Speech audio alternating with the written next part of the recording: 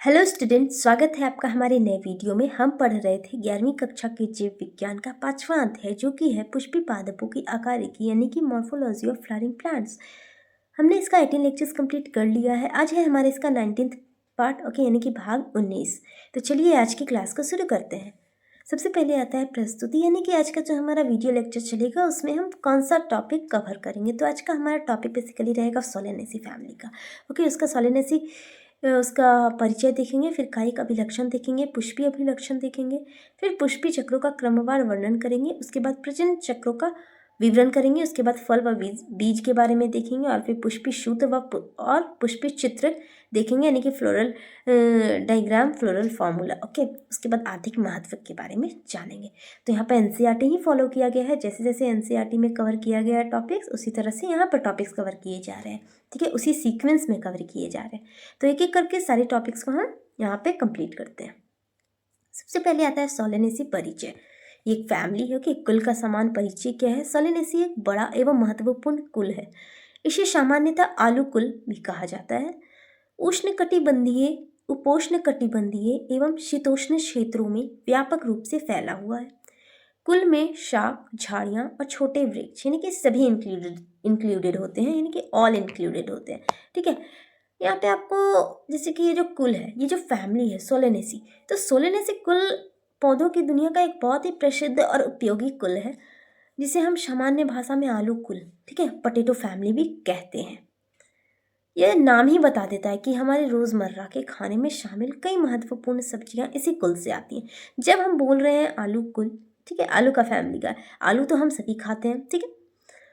तो daily life में हम जो भी खाते हैं, जैसे कि हो गया आलू, टमाटर, बैगन, ये सभी सोलेनेसी फैमिली से आते हैं। यह जो कुल है वो दुनिया के उष्णकटिबंधीय, उपोष्णकटिबंधीय, जो भी यहाँ लिखा है, ठंडे क्षेत्रों, तीनों जगह पाया जाता है। इसलिए इसकी विविधता जो है वो बहुत अधिक है। इस कुल में आपको तरह तरह के पौधे मिलेंगे, नरम तना वाली, छोटी सब्जी वाली, ठीक है, बेली, ठीक है, काष्ठीय झाड़ियाँ मिल सकती हैं, कुछ छोटे पेड़ भी मिल सकते हैं। ठीक है, इसकी यह विविधता इसे पढ़ने में भी रोचक बनाती है और पहचानना भी आसान हो जाता है। ओके, आगे आते हैं। प्रमुख उदाहरण आप देख सकते हैं, आलू, टमाटर, बैगन, मिर्च, तंबाकू, मकोई, ठीक है, सभी एनसीईआरटी चित्र में दिया भी गया है। ठीक है, सोलेनम ट्यूबेरोसम, सोलेनम आइकोपर्सिकम, ठीक है, सोलेनम मेलानोगेना, ठीक है, कैप्सिकम एन्युअम, ठीक है, निकोटियाना टैबेकम, सोलेनम निग्रम। तो यहाँ पर जो भी आप उदाहरण यहाँ पर देख रहे हैं, इस कुल के उदाहरण इतने समान हैं कि आप लोग भी आसानी से पहचान लेते हैं। जैसे कि आलू हो गया, जो हर भारतीय घर में मिल जाता है, टमाटर जो कि हर सब्जी में स्वाद बढ़ा देता है, बैगन जिसे बहुत लोग पसंद भी करते हैं, बहुत नहीं भी करते हैं, मिर्च जिससे कि हमारी रसोई का स्वाद और तड़का दोनों तय होता है। ठीक है, इसके अलावा तंबाकू जिसका उपयोग औद्योगिक रूप में होता है। ठीक है, एनसीईआरटी में दिया गया उदाहरण भी है मकई, सोलेनम निग्रम, जिसे हम कई जगह अलग अलग नाम से भी जानते हैं। ठीक है, इसी तरह, ठीक है, अब जैसे कि आलू है, ठीक है, आलू तो वो आप आसानी से बता भी सकते हो कि आलू कौन से फैमिली का है, तो सोलेनेसी। ओके, चलिए, तो ये सारे जो बहुत डेली लाइफ में जो यूज़ होता है वो सारे अधिकतर जो होते हैं सोलेनेसी फैमिली के होते हैं। अब आता है कायिक अभिलक्षण, वेजिटेटिव कैरेक्टर्स।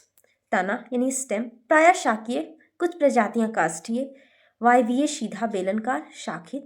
तना ठोस या कभी कभी खोखला होता है, रोमयुक्त या अरोमिल। कुछ में भूमिगत तना, जैसे कि आलू में कंद यानी ट्यूबर जो होता है। ओके, तना की बात करें सोलेनेसी फैमिली में, सोलेनेसी फैमिली के पौधों का तना जो होता है ना, सामान्यतः नरम व हरा होता है, शाकीय होता है, लेकिन कुछ प्रजातियों में थोड़ा काष्ठीय भी हो सकता है, जैसे कि झाड़ियों में। तना आमतौर पर सीधा होता है, बेलनकार और शाखित होता है। आप टमाटर के पौधे में भी देख सकते हैं कि उसका तना पतला होते हुए भी सीधा खड़ा होता है और कई दिशाओं में शाखाएं निकलती हैं। कुछ पौधों का तना रोम युक्त होता है, जैसे कि हेयरी, ठीक है, हेयरी दिख सकता है, जैसे मकोई में, ठीक है, मकई जो होता है। जबकि आलू का तना अपेक्षाकृत कम रोमदार होता है, कम हेयरी होता है। एक महत्वपूर्ण दैनिक जीवन उदाहरण भी है, आप ले सकते हैं आलू का कंद। बहुत से बच्चे सोचते भी हैं कि आलू जड़ है, लेकिन वास्तव में वह एक संशोधित भूमिगत तना होता है, ट्यूबर होता है वो। इस प्रकार तना सोलेनेसी फैमिली का एक पहचान है। ठीक है, पहचान में बहुत ज़्यादा महत्वपूर्ण भूमिका निभाता है। ठीक है, अच्छे से आसानी से पहचान सकते हैं कि ये सोलेनेसी फैमिली का है। आगे आते हैं पत्तियाँ। एकांतर विन्यास ऑल्टरनेट होता है, सरल या कभी कभी कर्मी संयुक्त चित्रित होता है, पिनेटली कंपाउंड। अनुपर्णी होते हैं, स्टिप्यूल्स एब्सेंट होते हैं, जलिका विन्यास होता है यानी कि रेटिकुलेट वेनेशन होता है। वेनेशन का भी एक लेक्चर है, ठीक है, इसमें दोनों वेनेशन अच्छे से समझाया गया है। देखिए, इस कुल की पत्तियों का विन्यास सामान्यतः एकांतर यानी ऑल्टरनेट होता है, यानी एक गांठ पर एक पत्ती, फिर अगली पत्ती दूसरी तरफ दूसरे गांठ पर। पत्ती साधारणतः क्या होती है, सरल होती है, लेकिन कुछ पौधों में यह कर्मी संयुक्त यानी पिनेट भी दिखाई देती है। पत्ते के किनारे विभिन्न आकृतियों में हो सकते हैं, लहरदार, कटावदार, ठीक है। इन पत्तियों में जलिका विन्यास होता है, रेटिकुलेट वेनेशन पाया जाता है, ठीक वैसे ही जैसे हमारे हाथ की नसें आपस में जाल बनाती हैं। एक रोजमर्रा का आप उदाहरण ले सकते हैं, यानी डेली लाइफ का। टमाटर के पौधे की पत्तियां देखिए, अगर आप ध्यान से देखें तो पत्ती का आकार थोड़ा लहरदार होता है और नसें जाल की तरफ फैली होती है। इन पत्तियों में क्या होता है, अनुपर्णी स्टिप्यूल्स नहीं होते हैं, जिससे कि इसकी पहचान और भी आसान हो जाती है। ओके, आगे आते हैं पुष्पीय अभिलक्षण यानी फ्लोरल कैरेक्टर्स की बात करें तो पुष्पक्रम इनफ्लोरेसेंस एकल या गुच्छेदार होता है, सामान्यतः कक्षीय होता है, एक्सिलरी होता है, प्रायः ससीमाक्षी यानी डिटर्मिनेट, जैसे कि सोलेनम में। इन्फ्लोरेसेंस यानी कि पुष्पक्रम, सोलेनेसी फैमिली में पुष्पक्रम सामान्यतः कक्षीय यानी एक्सिलरी होता है, यानी कि पत्तियों के सिरे पर फूल का जन्म होता है। फूल कभी एकल होता है और कभी गुच्छेदार होता है, जैसे कि टमाटर में छोटी छोटी गुच्छेदार कलियां पहले दिखाई देती है। अधिकतर पुष्पक्रम ससीमाक्षी यानी डिटर्मिनेट होता है, अर्थात फूलों की बढ़वार एक निश्चित बिंदु के बाद रुक जाती है। जब आप टमाटर या मिर्च के पौधे को देखेंगे तो ध्यान दें कि फूल समूह में होते हुए भी एक जगह पहुंचकर बढ़ना बंद कर देते हैं। यह ससीमाक्षी पुष्पक्रम का एक बहुत ही सुंदर उदाहरण है। ओके, आगे आते हैं फूल, फ्लावर उभयलिंगी होता है यानी बाइसेक्सुअल होता है, त्रिज्य सममित होता है यानी रेडियल सिमेट्री होता है, पूर्ण फूल होता है। पूर्ण फूल कंप्लीट फ्लावर यानी कि सभी चक्र उपस्थित होते हैं। इस फैमिली का जो फूल है आमतौर पर क्या होते हैं, बाइसेक्सुअल होते हैं, यानी कि एक ही फूल में नर और मादा दोनों भाग उपस्थित होते हैं। फूल जो होता है वो रेडियल सिमेट्री होता है, यानी कि किसी भी दिशा से काटे तो दोनों हिस्से बराबर दिखेंगे, जैसे कि टमाटर के पीले फूल, ठीक है।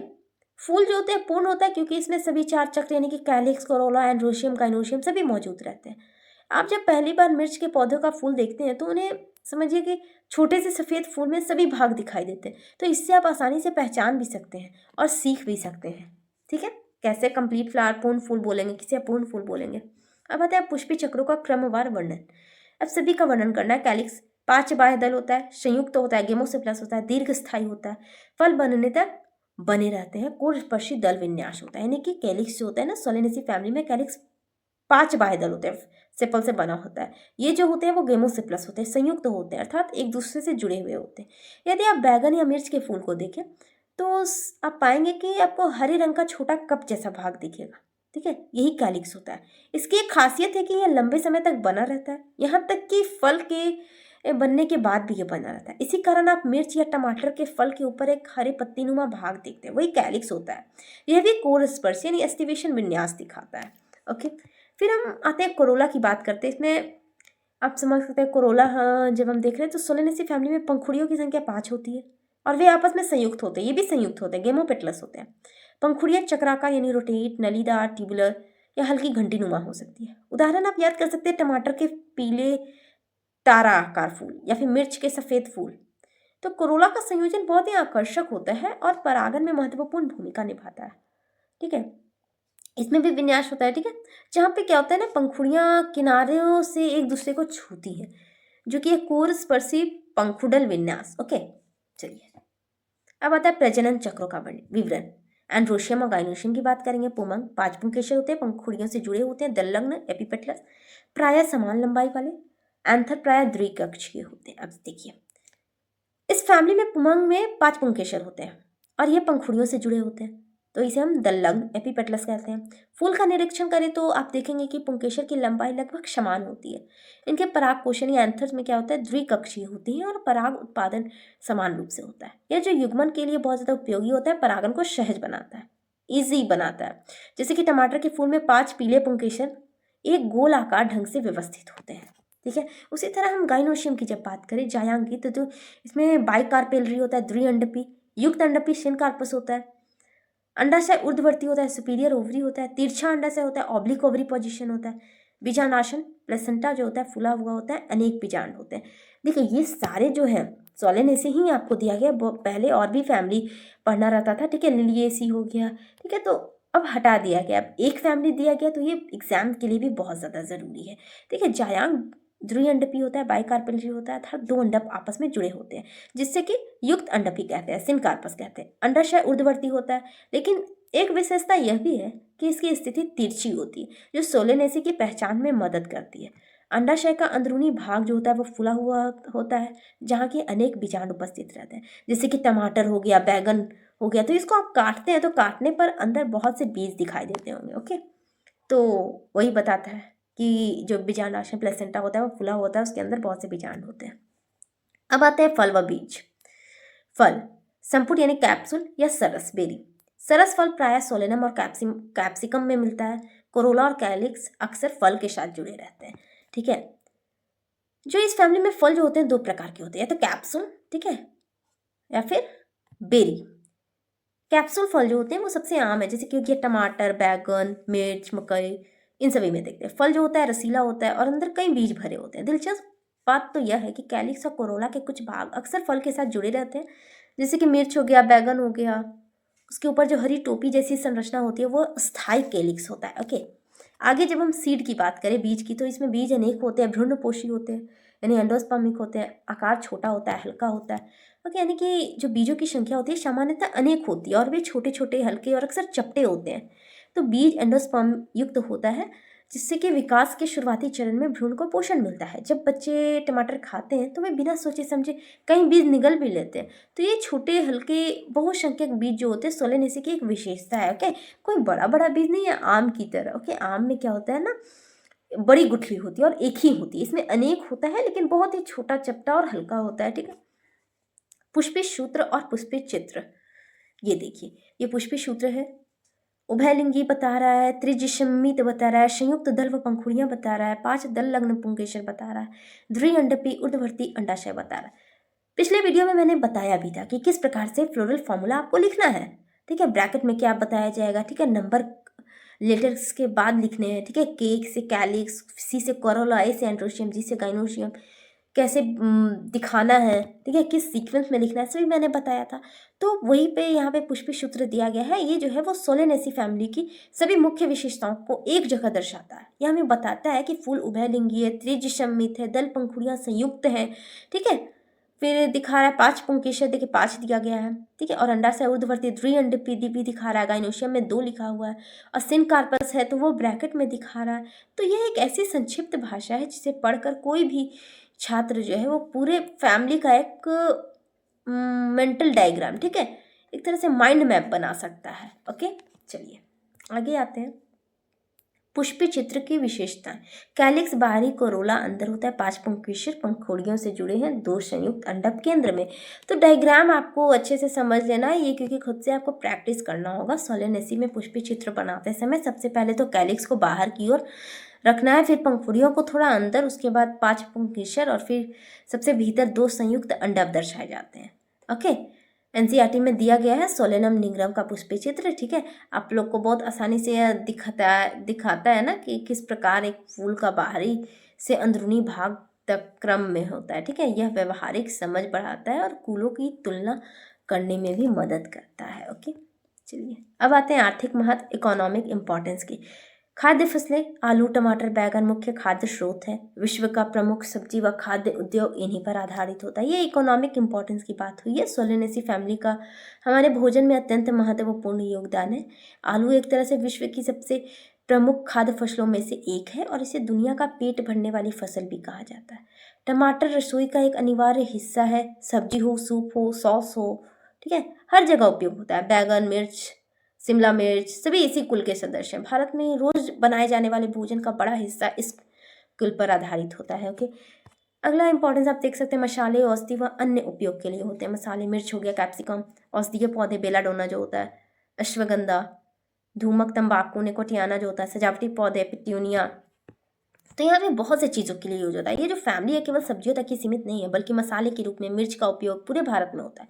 औषधीय पौधों में अश्वगंधा और बेलाडोना विशेष रूप से प्रसिद्ध है। ठीक है, तंबाकू यानी निकोटियाना का उपयोग औद्योगिक रूप से महत्वपूर्ण है। इसके अलावा कई सजावटी पौधे जैसे कि पिट्यूनिया भी इसी फैमिली से आते हैं। तो इस तरह यह कुल हमारे भोजन, स्वास्थ्य और उद्योग तीनों में महत्वपूर्ण भूमिका निभाता है। ओके, चलिए ये रहा, ये एक जगह पे सभी कुछ दिया हुआ है। सोलेनम निग्रम का पौधा शुरू में दिखाया गया है। ठीक है, फिर पुष्पी शाखा है, पुष्प दिखाया गया है। ठीक है, तो यहाँ पे पुंकेशा रंडा पुष्पी चित्र लास्ट में बताया गया है। तो सभी कुछ दिखाया गया। एनसीईआरटी का ही ये पिक्चर है। आपको यहाँ पे मेन है पुष्पी चित्र देखना। ओके, उससे आपको प्रैक्टिस भी करना है। ठीक है, क्योंकि जब एक फैमिली दिया है तो परीक्षा में पूछे भी जा सकते हैं। संक्षेपण, आज की क्लास में हमने क्या क्या पढ़ा? आज हमने सोलेनेसी के बारे में देखा, उसका परिचय पढ़ा, फिर कायिक अभिलक्षण देखा, फिर पुष्पी अभिलक्षण देखा। उसके बाद हमने पुष्पी चक्रों का क्रमवार वर्णन किया, उसके बाद प्रजनन चक्रों का विवरण किया, फिर फल व बीज के बारे में पढ़ा, फिर पुष्पी सूत्र व पुष्पी चित्र पहचाना। ओके, और फिर आर्थिक महत्व पर चर्चा की। ठीक है, तो फिर आज के लिए इतना ही। मिलते हैं हम लोग अगले वीडियो में। ऑफ कोर्स चैप्टर खत्म हो गया है, बट देन हमें इसका एक समरी पोर्शन और क्वेश्चन आंसर भी कंप्लीट करना है। ठीक है, तो फिर धन्यवाद।